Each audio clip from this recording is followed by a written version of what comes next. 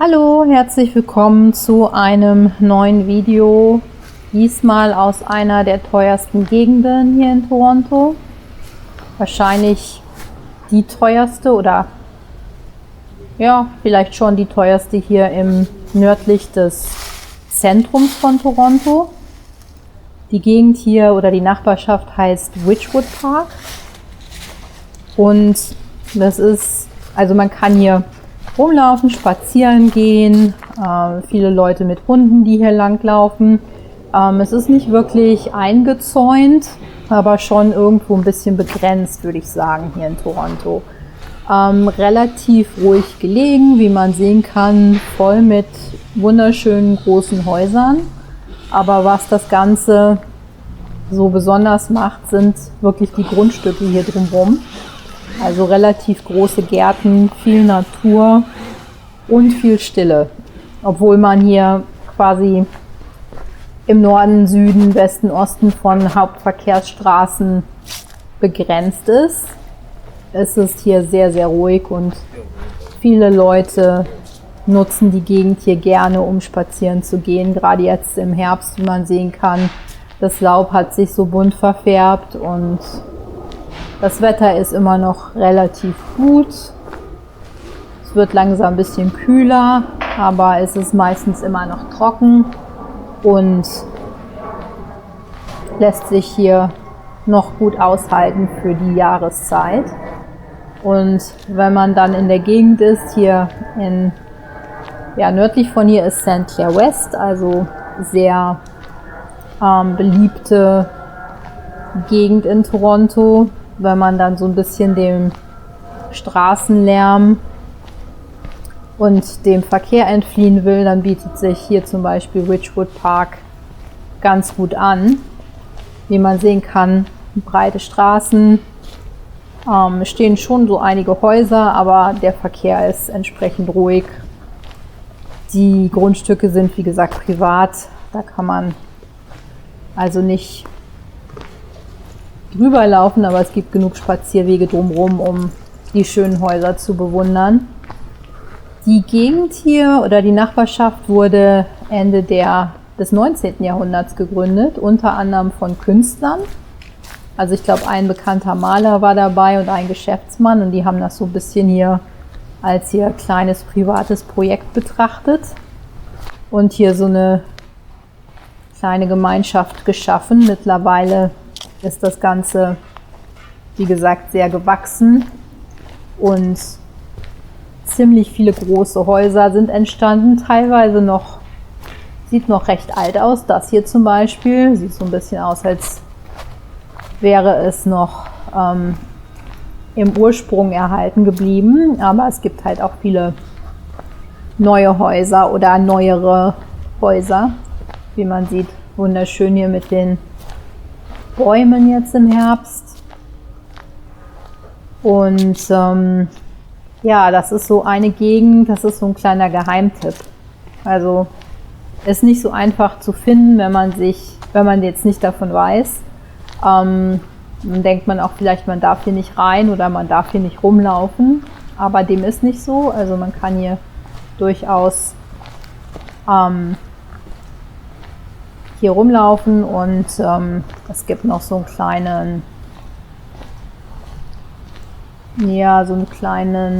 Wasserreservoir, das ist so ein bisschen eingezäunt, das läuft hier südlich entlang.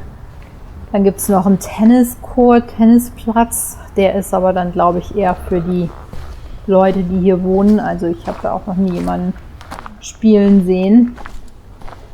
Aber ansonsten ist es einfach eine der schönsten Nachbarschaften hier in Toronto, wie ich finde. Also die ganze Atmosphäre hier ist einfach sehr, sehr schön. Und man hat so ein bisschen das Gefühl, man ist in so einer kleinen Idylle mitten in der Stadt. Also man muss gar nicht weit raus und kann trotzdem die Stille und die Natur genießen. Und man sieht, also unter der Woche ist es hier relativ ruhig. Am Wochenende kommen schon mal mehr Leute vorbei. Wie gesagt, viele Leute, die hier mit ihren Hunden spazieren gehen oder selber eine Runde joggen oder spazieren gehen möchten. Man kann auch von verschiedenen Seiten hier in diese Gegend reinkommen. Also man muss nicht, es gibt nicht nur ein Tor, sondern es gibt verschiedene Möglichkeiten. Aber wie gesagt, alle so ein bisschen versteckter, es sei denn, man kennt sich aus, man weiß, wo man hin muss. Am Samstag gibt es halt hier auch in der Nähe, also um die Ecke rum sozusagen, gibt es einen kleinen Markt mit lokalen Spezialitäten, wo dann die Leute, die hier in der Gegend wohnen, sich mit frischem Brot, frischen Produkten, alle möglichen selbstgebackenen Sachen und so weiter eindecken können.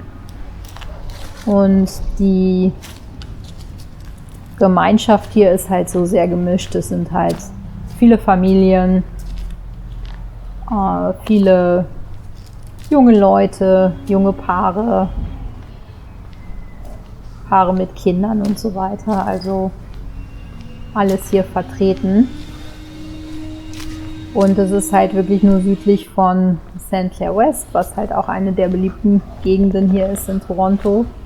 Und eine der, ich sag mal, normalen Gegenden, wenn es jetzt um Immobilien und so weiter geht, wobei man sagen muss, in Toronto ist nichts mehr normal, also da kosten selbst die einfachsten Häuser mittlerweile 1,52 Millionen Dollar, also egal in welchem Viertel man guckt, also sobald man irgendwo nah an Downtown ist oder irgendwo entlang der Subway, entlang der U-Bahn, wird es dann immer teurer. Und das hier ist halt wirklich noch so eine alte Nachbarschaft. Ich habe keine Ahnung, wie teuer die Häuser hier sind, aber sie sind sehr, sehr teuer, denke ich mal. Gerade eben auch wegen der Grundstücke, weil das normale Grundstück hier ist wirklich eher klein. Nicht mit dem zu vergleichen, was die Leute hier zur Verfügung haben.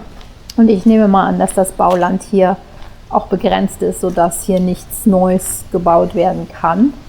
Es sei denn, vielleicht Altes abgerissen wird. Ich weiß nicht, wie da die Regeln sind hier.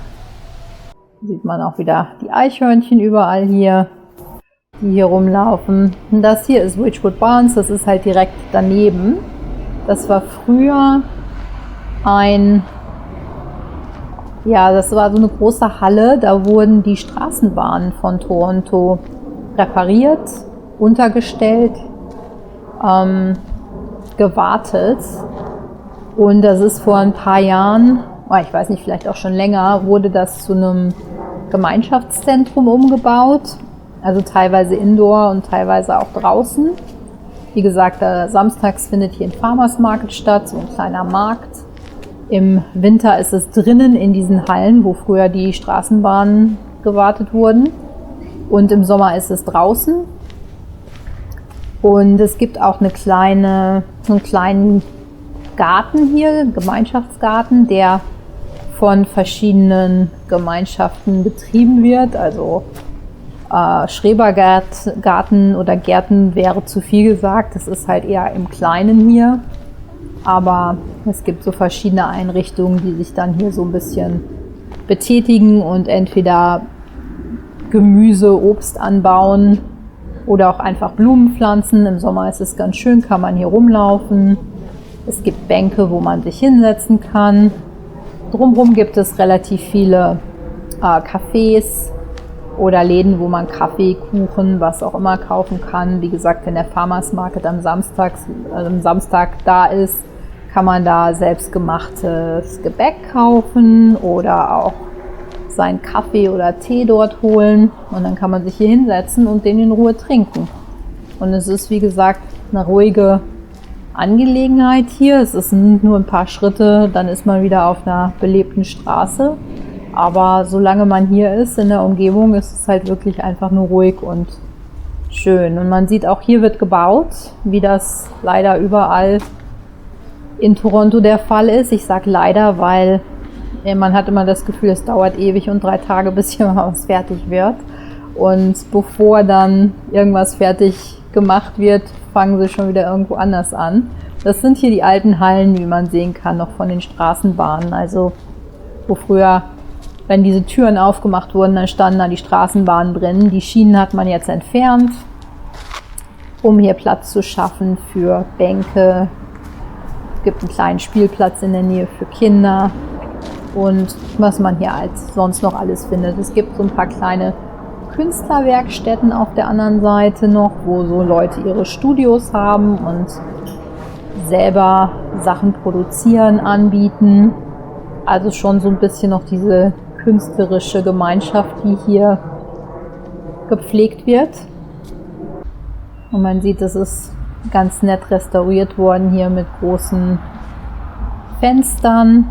Und also sogar im Winter, wenn man hier rumläuft, es ist halt recht nett, wenn man auf den Markt geht. Oder es gibt bestimmte Events hier zu verschiedenen Anlässen, Feiertagen, wo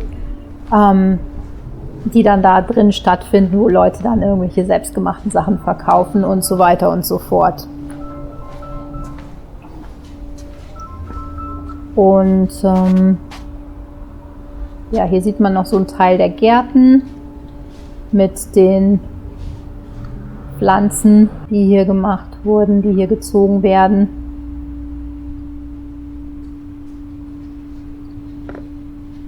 Also sogar hinter Glas, um hier zu gucken, dass die den Winter überleben. Ich weiß nicht, was hier gerade sich verbirgt. Teilweise werden die dann auch beschriftet, je nachdem draußen. Dann sieht man schon mal, wenn die Leute da irgendwelche Kräuter anbauen oder was auch immer. Das sind hier diese kleinen Werkstätten, von denen ich gesprochen habe. Also wo Künstler sich einmieten und dann zum Beispiel getöpferte Ware anbieten oder Schmuck hergestellt wird oder irgendwelche anderen Sachen. Und das ist sehr, sehr nett. Wenn euch das Video gefallen hat, wir hoffen, wir sehen euch bald wieder und gebt uns gerne den Daumen hoch und abonniert den Kanal. Und bis bald aus Toronto. Bis dann. Tschüss.